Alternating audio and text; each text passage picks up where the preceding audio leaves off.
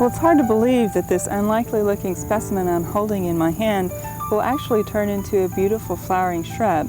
What I have here is a peony root, and peonies are a small, about 3-foot high flowering shrub, and they flower in the spring. But right now, in mid-October, is the best time to plant bare root peonies in Oklahoma. Now, if you order a peony from a catalog, they'll actually ship them to you at the best time to plant them. And the specimen that I have here today is actually not one of the best ones, because I had to go buy that because the manufacturer wouldn't send them to us any earlier. And I have a peony, and basically when you get them, you want to have about 3 of these eyes or buds here on the root. Now this specimen only has 1, but you can find them. They're just a little knobby part on the root, and it'll have a slightly green color. Now peonies actually like to be planted in a sunny spot. They will take some partial shade, but the deeper the shade, the less flowering that you're going to have. I'm planting this one out here in our studio grounds in an area that has become a sun garden because we removed the trees.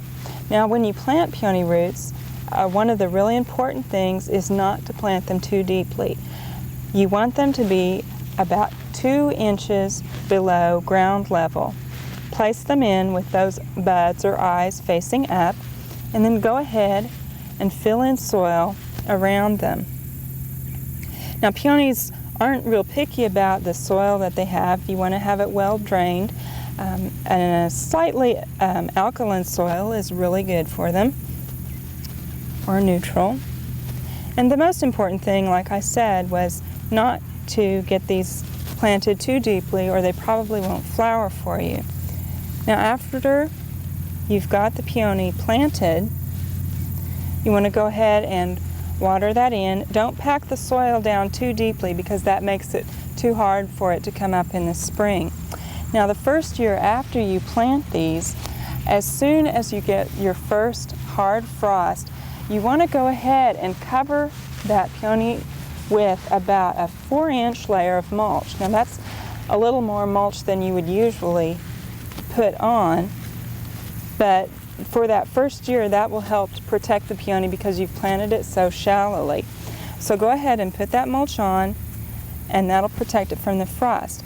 But the thing to remember when you do mulch these the first year is in the spring, when it starts to warm up, you're going to go out about every week and just remove that mulch. Look down to the soil surface and look for the tiny pink buds that should be peeking out above the ground.